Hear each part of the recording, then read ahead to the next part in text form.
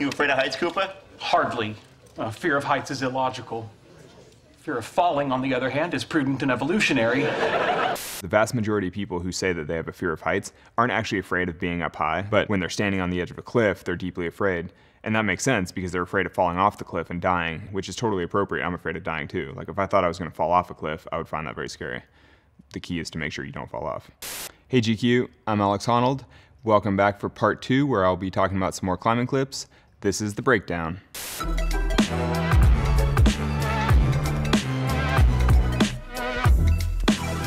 First up, the Eiger Sanction. Meyer doesn't give a rat's ass about anything except climbing. The Eiger Sanction is probably the most realistic Hollywood depiction ever, maybe. The Eiger is a really famous mountain in Switzerland. This is all part of the sort of training montage where Clint Eastwood gets into shape to go climb the Eiger. And so he refines his rock climbing skills on these desert towers and then takes it to the Alps. What Clint Eastwood is doing in this clip is called chimneying, and he's basically applying counter pressure to the 2 different walls of this big tower. And I'm not sure exactly what he's climbing in this, but it is a really cool man-sized chimney. I'm sure they looked around quite a bit to find something that would sort of highlight this technique really nicely. Chimneying really depends upon friction between your hands and your feet. I mean, basically just how much outward pressure you can exert on the different walls of the chimney. And the challenge of it is that each time you move one of your limbs, like if you want to move one foot up, you have to put extra pressure on your hands so you can unweight the one foot, and then put more weight on the feet again so you can move the hands. Basically you just have to balance back and forth as you sort of X your way up. When you know how to do it, it's actually a very secure style of climbing because the harder you push, the safer you feel basically. If you have the fitness for it, you can push yourself in there indefinitely and feel really safe. In this particular clip, it's a little bit confusing because he's above of the other climber, so he's like leading, but he's actually on top rope. The other climber is pulling the rope in to keep him secure as he goes up. So it's really sort of unclear as to how they got the rope up there in the first place. But that's kind of one of those classic Hollywood sort of things where you're like, how'd the rope get up? Who cares? They're just up there rock climbing. It's pretty realistic otherwise. You mean before I got decrepit and weak? You didn't look so decrepit and weak yesterday punching out that wrestler. Anyway, this Meyer's really something. He killed a guy once. All right, pause it. This is awesome. This looks great. It's realistic. He's climbing well. I mean, it's maybe slightly showy the way he's kind of moving like a frog. I feel like if you were that far above your gear, you would maybe be slightly more conservative in your movements just to be safe. But I mean, this is totally legit. It looks amazing. Like, this is real climbing. And for a Hollywood film, that's cool. Listen, John, if you got to rope yourself to anybody on that hill, you make damn sure it's Meyer. This is interesting, and it looks really cool. I'm not totally sure what's going on because there's already a rope hanging off the one tower and he just jumped from the other tower. So it's a little bit confusing as to why they would have already rigged a rope up one of the towers but climbed the other one and then jumped back across.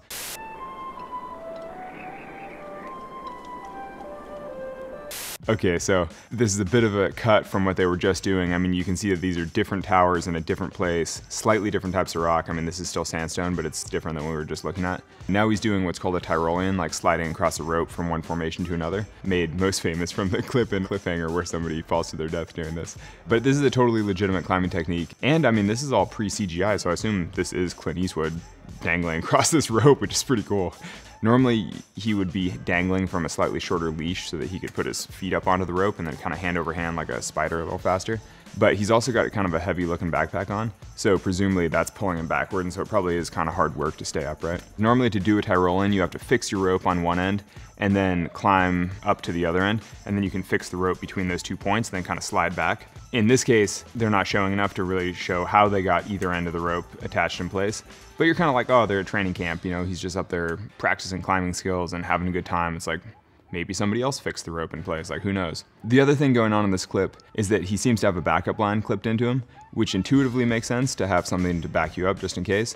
But in this case, it's not really clear what it would do because if the main white rope that he's hanging from broke, it's like, yeah, he's clipped into this other rope, but he's gonna take this horrendously long swinging fall back into the cliff that he came from. So it's not really making him any safer, it's just gonna make it easier for them to haul his body back up or something. Either way, he's gonna be catastrophically injured if the white rope breaks. I kind of think that the backup rope in this particular shot is there more to add drama to it, basically to have more things just like hanging and dangling in space because it like looks crazier.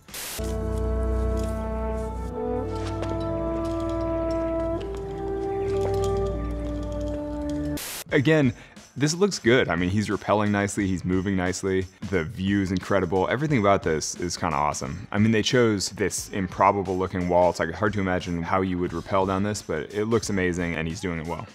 The thing about rappelling is that you have a fixed anchor at the top, say like a piece of climbing equipment with like a chain link or something, and then you run your rope through the link, and so you have both strands of the rope coming down.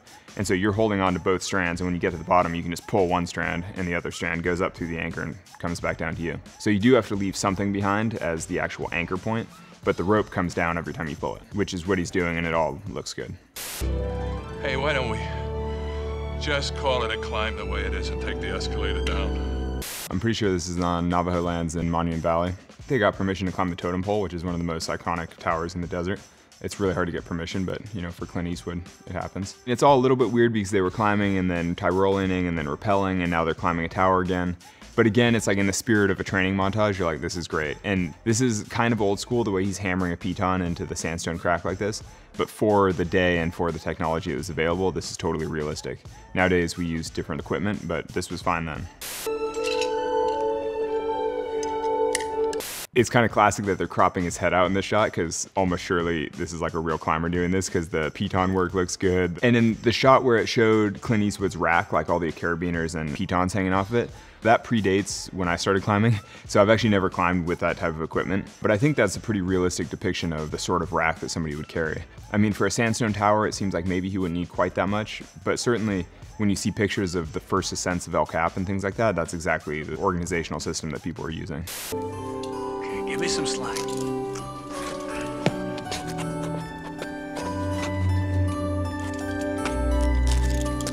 So I think one of the things that I've always really liked about the Eiger Sanction is that it shows the proper struggle. He's having a hard time. He's having a hard time getting his feet in. He's like fumbling around with things. His partner looks like he's never climbed before, but like, this is what a day out looks like. Basically, it's not like the speed isn't turned up. Like a lot of Hollywood depictions of climbing, everything happens faster because it has to fit into this little movie. This is like a nice, slowly drawn out, like this is a day of climbing.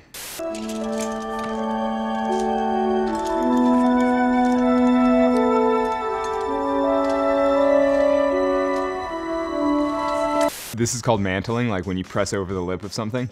You know, that might not be quite the most graceful mantle I've ever seen, because he's about to sort of belly flop / roll over the lip of this thing. But you know, it's not bad, and he's doing it, and it looks good. A real climber would probably have just tried to surmount that little bulge more to the left or more to the right, basically not gone on the part where his feet had to dangle like that. To be fair, he is practicing for the Eiger, you know, so it's like maybe he is just choosing to do the harder line.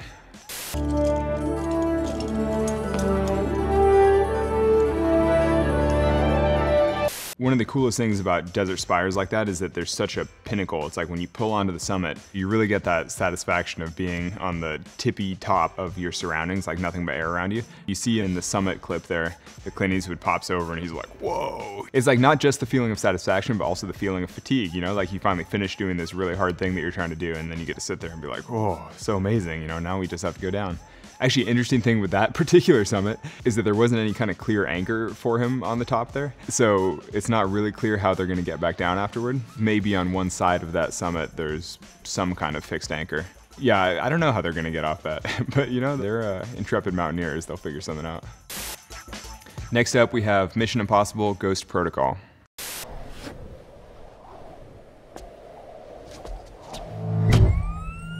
I feel very confident in saying that there are no such thing as magnetic climbing glove things. There are things like suction cups and stuff that people do use on the sides of buildings where you can like crank it and it suctions on and then you can uncrank it. But I think they're slow and laborious, and they're not something that you would ever use to just solo a building.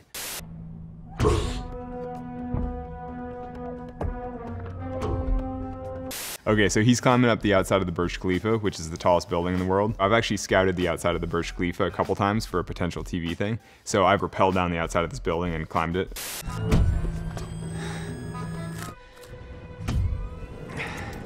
The experience that he's having right there, where all you see is yourself and the exposure behind you, actually is incredibly unnerving, because instead of being like, oh, I'm climbing, all you see is the 2,000-foot drop behind you. This is all totally realistic. It is like mirrored glass. And it's crazy because Dubai has something like 50 of the tallest buildings in the world, but the Burj is so much taller than all the other buildings around that they look like little toys below you. And you're like, those are some of the tallest buildings in the world. It's like totally insane.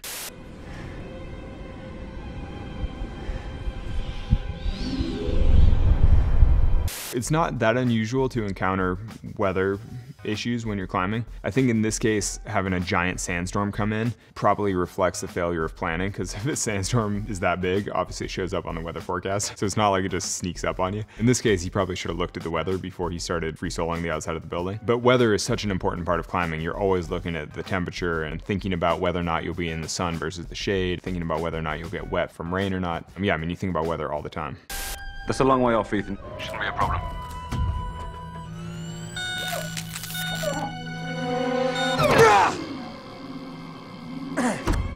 It's a little weird because having the magnetic thing on his glove come off, it wouldn't like shoot him off like that. I mean, it would just stop sticking. This is actually a sort of legit technique. Actually, I mean, this is the way I climb the Burj, basically. I mean, so his hands are sticking to the wall, which is unrealistic, but the way he's pushing his feet as counter pressure between the two beams is totally realistic.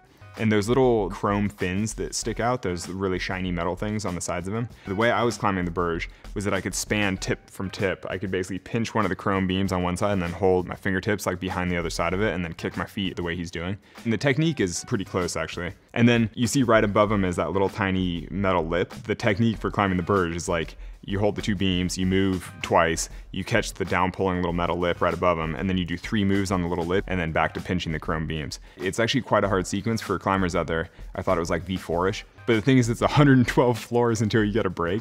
So you do the same V4 boulder problem 112 times in a row. It's incredibly pumpy. It makes you very, very fatigued. He doesn't get tired though, because he's Tom Cruise.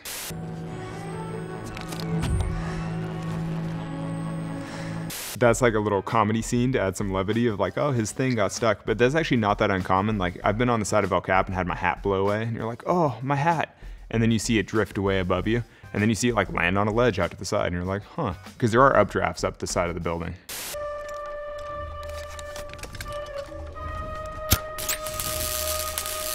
The way he's chimneying in this, he's kind of counter pressuring because he's using his back on one side and his foot on the other. That is a legitimate climbing technique. In this case, on the Burj, it doesn't work because the little chrome fins that he's pushing against, 1, they slope away from him, and 2, the dimensions don't really work. Like, they're too small. Like, his back is too big to push against evenly. Basically, it'd be like a tiny fraction of the shoulder blade and a tiny part of one foot. There's too much of the rest of his body, like pulling him outward. As someone who tried to do this, I can tell you it doesn't work, but it looks great, and it is like a realistic principle.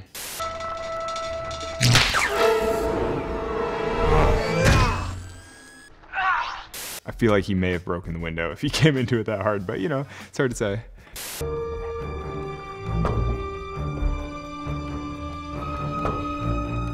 He looked kind of comfortable standing there for a second, and that actually is somewhat realistic because the thing about buildings is that they're perfectly vertical, so anytime you get a little foothold, you basically can't stand over your foothold and kind of relax. Even though it's very difficult climbing and it's this crazy position, there are definitely moments where if you have a foothold that's 1.5 inches wide, that's pretty good to be able to lean in and relax quite a bit, though what it looks like he's about to do is obviously less relaxing.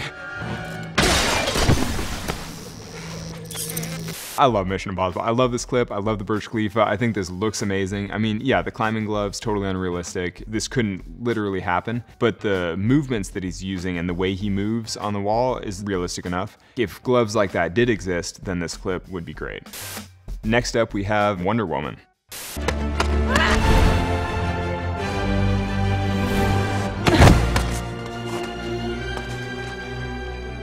There's a bit to get into here. I mean, it's kind of hard to judge superhero climbing because if you can jump 150 feet or whatever she just did to get to the wall, presumably you're gonna climb in a totally different way. You know, if you can do 150-foot jumps, I think you're fine. You know, she can just climb however she wants. She makes this huge jump, she catches this ledge, looks cool, she looks all content with herself. The look on her face of like, I'm just hanging here from one hand, isn't this cool? I was like, yeah, I can empathize with that, like, that's cool. A week ago, I broke a hold very similarly to that and tumbled down this gully. I mean, technically I was kind of hiking / scrambling up this mountainside near my home. And so it wasn't like strictly rock climbing, but I like broke this hold off really unexpectedly, hit my face against the wall, which is like just healed, I guess, though I was slightly worried I broke my nose, and then tumbled down this thing and got super banged up and then sat there for a while and was like, oh, I guess I'm not technically injured, and then carried on up the peak. But yeah, I mean, it happens. I mean, things break for sure. That's like one of the biggest risks in climbing.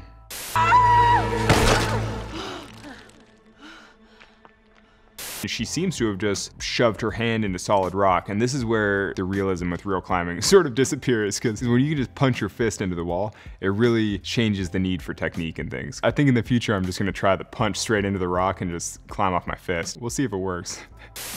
So one arm pull up, sick. She just punches into the rock, makes herself a handhold. She's very strong. Another one arm pull up. Now she's like not even bothering to hammer, she's just putting them straight in. Funny enough, that actually is basically how people ice climb. It's totally outrageous, but the thing is when you ice climb, you hammer your ice tool into the ice, and it is totally the same principle as what she was just doing, because she was just pulling her hand up and then punching her other fist into the rock. But that is a fairly similar technique to how people use ice tools. It's like you hit one, you pull up on a little bit, you hit the other, you know, it's kind of like you make your own holds as you go. I actually love climbing at night. The thing is, climbing at night, you use a bright headlamp, so I mean, you still see all the holds the same way, and sometimes it's actually easier to see some of the holds. Sometimes the shadows look like little highlights and you can actually tell where little edges are. The biggest difference with night climbing is that because you're climbing with a headlamp, you have, say, a 15-foot radius of light around you, so you just don't really see the like 2,000-foot abyss below you, let's say. And so in some ways you can get more sort of in the zone because you're like living inside this little bubble of light, so you're really focused on just the couple moves above and below you, and that's it. And there's much less thought about the whole rest of the wall. But when you get to the top, it's always slightly surreal because you're like, what did we do last night? It's a really different experience because you don't see the view the whole time. So you're just like, did we do anything last night? I sure feel tired. I feel like I did something. It's cool though. It's just its own thing. Next up is Captain Fantastic.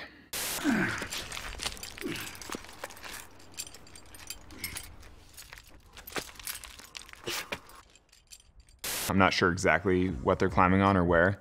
They're also cutting wildly between different cliffs, and like this suddenly has way more exposure than the last shot where it looked like they were just scrambling close to the ground. But I don't know, it looks modern. They're using normal equipment. They have helmets, ropes, good shoes, everything looks safe.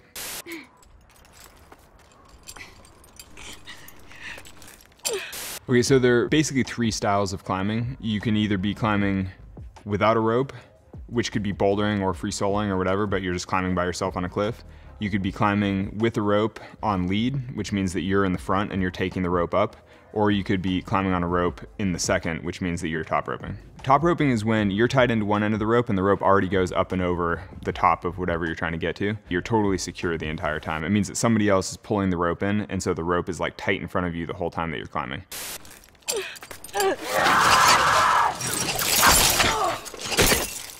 Okay. It just went from 0 to 100 in Hollywood style. In theory, when you're top roping, if you fall, the only distance that you fall is the stretch of the rope, which depends on how much rope is out, but basically it's not that much. If somebody has you on a really tight top rope, if you fall, you basically don't even move. You just sort of sag down onto the rope and you're like, oh, okay, I fell off. And then you just grab back on and keep climbing. So like in theory, top roping is the safest and most casual form of climbing. Instead, he took this like crazy sideways, I don't even know what just happened. It's a little bit weird because even the fall that they show and he like goes through space, you're like, okay, that looks scary. He's falling through space. But then to swing back into the wall that hard, yeah, it's possible, but it doesn't really make sense. Like the physics don't work because if you're like falling cleanly through space, you're not just gonna hammer back into the wall super hard. Unless he had started from like a really steep over, like it just doesn't totally work. Ralph, you flex your fingers? So there's a lot to unpack in this scene. This is confusing because the kid a second ago was top roping. He just had his rope tied into his harness. Now he's hanging on a belay device, so he's basically rigged as if he's rappelling, but there's still a rope behind him as if he's top roping. So like none of this makes any sense and it's not realistic at all. I will say though that the whole like hitting the wall and breaking your wrist thing is relatively realistic because I've actually broken my wrist 3 times through the course of my life. Once falling in a climbing gym, twice falling off of like play structures when I was a kid. So it is pretty common to fall off things and break your wrist when you land. So I'm like, yeah, I feel bad for this kid, you know? STOP. Stay calm, think, observe, and plan. If you hit the rocks below you, you'll die from blunt force trauma.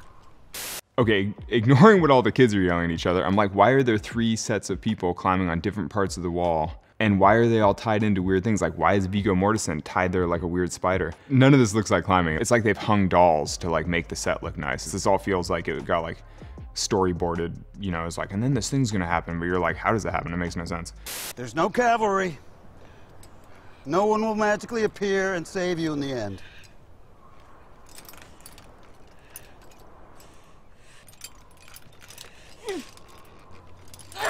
The whole idea of, oh, I just fell and broke my wrist, why don't you swing over and keep climbing, makes no sense, because if you actually broke your wrist, you should probably go to the hospital and take care of it. Yeah, there's something to be said for like building toughness in the outdoors, but if you broke your arm, you should probably treat it, you know? It's like, I think that they're taking the wrong lessons from this whole weird little accident scene.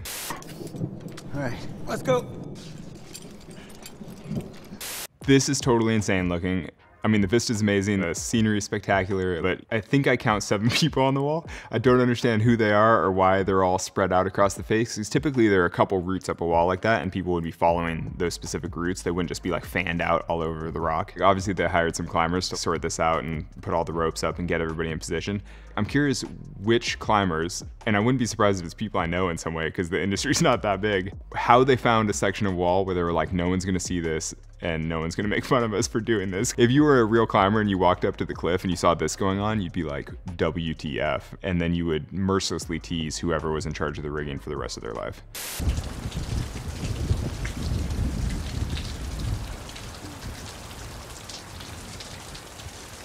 I will say this at least is somewhat realistic, everybody looking dejected and cold in the rain, because that is one thing about climbing in the Northwest is that it rains a lot, everybody gets wet, everyone gets cold. Climbing in the outdoors is tough sometimes. Presumably they should have brought jackets though. So overall, thoughts on Captain Fantastic? I mean, it's a horrendous clip of climbing. It makes no sense, but I think that overall it's being used as sort of this metaphor for like teaching kids toughness or whatever, and I'm like, cool, you know, I'm sure that kid is gonna be pretty tough after he broke his wrist and rappelled in the rain and then sat, you know, it's like, who knows what's going on. All right, next up, The Big Bang Theory. You afraid of heights, Cooper? Hardly. Fear of heights is illogical. Fear of falling, on the other hand, is prudent and evolutionary. That is actually totally true, and I say that to people all the time, because the vast majority of people who say that they have a fear of heights aren't actually afraid of being up high. Like if they're in a hotel or like they're riding an elevator, if they're in an airplane, they feel totally fine. But it's when they're standing on the edge of a cliff, they're deeply afraid. And that makes sense because they're afraid of falling off the cliff and dying, which is totally appropriate. I'm afraid of dying too. Like if I thought I was gonna fall off a cliff, I would find that very scary. The key is to make sure you don't fall off. Climbing indoors is more realistic than people might think. Obviously climbing indoors is totally different visually and it's like not the cool big mountains and everything, but the actual movement of it, the way you move your body and the way you use your fingers to hold on to holds and all the rope work, like all the techniques, everything translates directly. You can learn everything you need in a climbing gym, and then when you have the opportunity and you take it outside, you have all the skill that you need to climb real mountains. What would you say is the minimum altitude I need to achieve to cement our newfound friendship? Come on, they have birthday parties here. Little kids climb this. Little kids climb those birthday parties. My first job was belaying birthday kids at a place like this. I mean, I basically was the person holding the rope there being like, come on kids, you can do it. Raise your feet, you're doing great. It's like a whole day of just belaying birthday kids. Harness seems to be secure. This is slightly weird because he's got elbow pads, knee pads, a full body harness, and what seems to be a backup rope coming off the back of him. Don't totally understand. And they're climbing incredibly low. But this is a comedy, so I suppose it's supposed to look totally insane. But it looks like he's gonna go off a big BMX jump or something with a body harness on. It makes like no sense. But here we go. So what's your plan, Cooper? Well, it's not exactly a plan, but I think I'm going to pass out. That's like a not totally unrealistic depiction of some people's first time climbing. Now I see why they had the weird backup line, so that when he goes into pass out mode, they can keep him from hitting his head against the wall, which makes sense from a rigging and safety and shooting perspective. I've never seen somebody pass out or like faint while climbing indoors, but you do see a lot of beginners freeze. And actually when I was a kid and I was belaying birthday kids all the time, you'd get kids that get to the top of the wall, and then occasionally you'd basically have to climb up next to them and coach them down, or like hold them and help them rappel. The person belaying lowers you back to the ground. It's basically like rappelling, but you don't have to control it yourself. You definitely see all kinds of outrageous fear response, you know, at the climbing gym. All right, next up we have Cliffhanger, which is among my favorite films. I can't wait. This way. All right, then let's just do far. Take this rope and pull it apart and tie it together. Okay, so first off, he just fired a bolt straight into the rock, which sounds cool, but sadly doesn't exist. Climbers even still to this day joke about having a bolt gun, which kind of comes from things like this. Like, I wish I had a bolt gun. You could just make yourself safe anytime you shoot into the rock. In reality, to get bolts into the rock requires like a laborious process of drilling the bolt in. We're gonna rappel down. This rope is 60 years old. Will it hold? Don't think so. Oh, bad answer. That's all pretty legit, you know, a 60-year-old rope, will it hold? You're like, who knows? You know, because ropes do degrade over time, especially really old ropes like that made of hemp and things, like pre-nylon ropes. Also, the film Cliffhanger is supposed to take place in the Rockies in the US, but I know for a fact it was all shot in the Dolomites in northern Italy. That's why this rock is really beautiful limestone walls, like really cool spires. It's because the Dolomites is way more dramatic. The American Rockies is just like big piles of dirt, basically. There's nothing like this in the American Rockies, but you know, who cares? This looks amazing. They were just doing what's called simul-rappelling, where they're each rappelling on one strand of the rope. Conventional rappelling is one person goes down both strands and then gets off the rope, and then the other person goes down. Simul-rappelling, you have one person on each strand, so they're kind of counterweighted. So it's a little bit more dangerous, totally realistic, especially if things are about to explode and you're in the middle of an action movie. It definitely makes sense to simul-rappel because it's just faster. Okay, now swing as hard as you can. Push.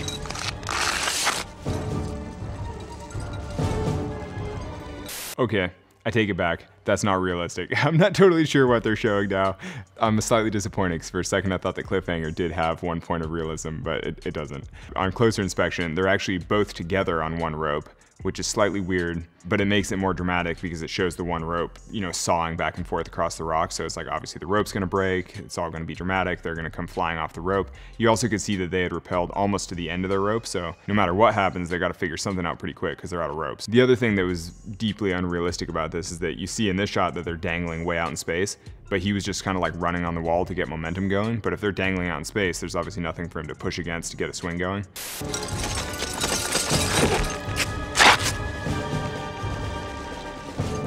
In this clip, they're running back and forth across the wall, which does happen in climbing sometimes. Typically, it happens more as you're climbing up a face and you get to a point where like your crack runs out, let's say, and then you lower back down a little bit and then you do what's called a pendulum, where you run back and forth and you make a pendulum shape to like access a different feature or get to a different crack or something. And then occasionally, if you rappel and you find yourself in no man's land and there's nothing near you, then you can kind of like run back and forth to try to get to somewhere else. In this particular case, it's pretty unrealistic because they're running like all the way around this mountainside. The distance you can run is limited by the length of the rope. They're on like a 150-foot piece of rope. There's no way they can move more than like 20 feet in either direction because the angles don't work.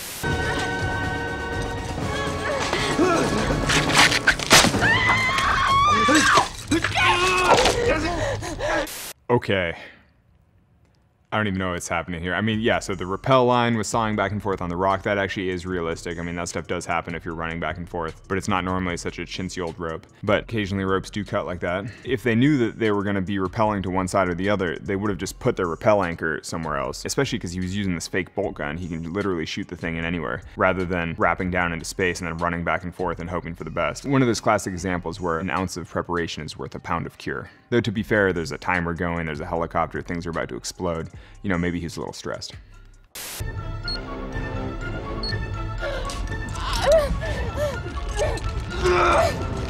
Okay, again, this is slightly weirdly unrealistic because the wall was vertical and they were kind of running back and forth, and he's like on a vertical part of the wall, but then when she's hanging out in space, which would imply that the wall is undercut below him. Her body should basically be leaning against the wall as well, and she should just scamper right back up to rejoin him. But this does make it a lot more dramatic, and it highlights Sylvester's physique. You know, let's see him curl this small woman.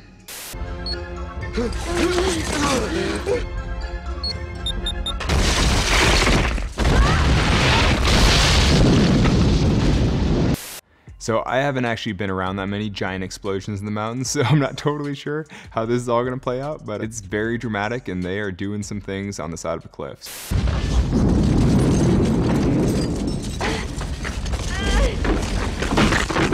That actually might be one of the more realistic things in cliffhangers. There are tons of little tucks and folds in cliffs, and anytime there's like avalanches or rockfall or like things happening above you, it does make sense to sort of tuck yourself into a fold and hunker down and pray for the best. That might be the only thing in cliffhanger that's kind of realistic. Next up, we have K2.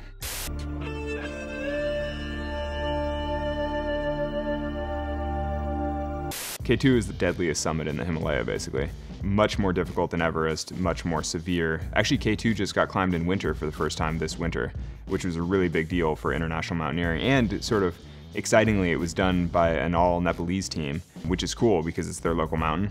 This clip is some sort of like a training climb, not actually climbing K2, because K2 is a huge snowy mountain, and in this clip, they're basically practice rock climbing on like a granite spire. And that's actually pretty legit. Like what they're doing in this clip is the type of rock climbing practice that you would do to like learn the rope skills to go to a big mountain like K2.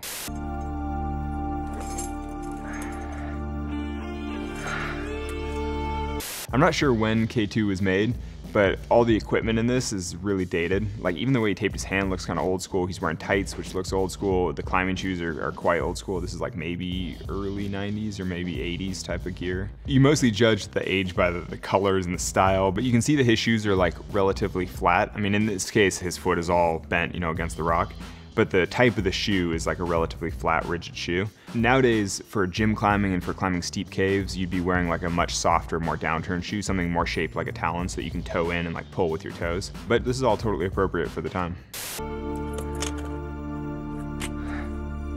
So again, the equipment looks super old school in the way he's doing just 2 carabiners onto the old rigid cam that he put in. Basically everything about this is old school, but it looks cool. What he's doing in this clip is lead climbing. It's totally legit. He's going a little bit, he's putting in pieces of gear. When people say that they go climbing, that's what they're talking about.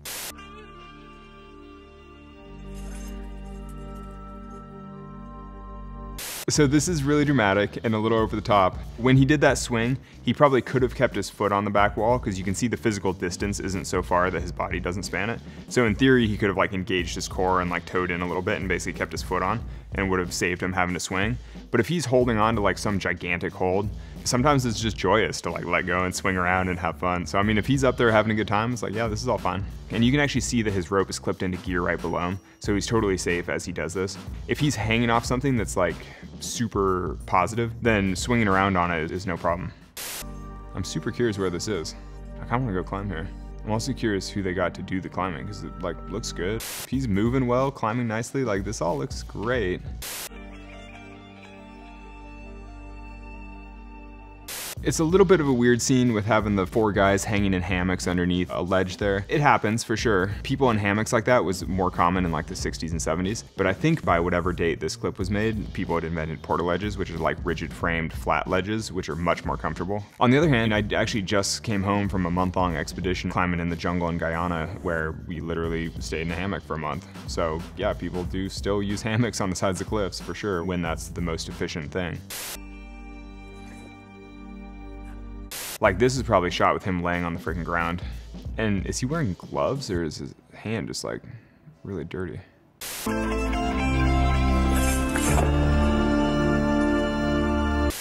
Okay, this is starting to get hokier for sure. It's a little bit over dramatic, like his big jump is stylized, of course. And it looks a little bit stupid because the wall you can see is low angle. So like you can see how his body like drags on the wall basically when he jumps to the thing. And because the wall is low angle, it means that he probably could have just raised his foot and pushed off the foot and not had to jump. Like it doesn't really make sense, but it looks awesome.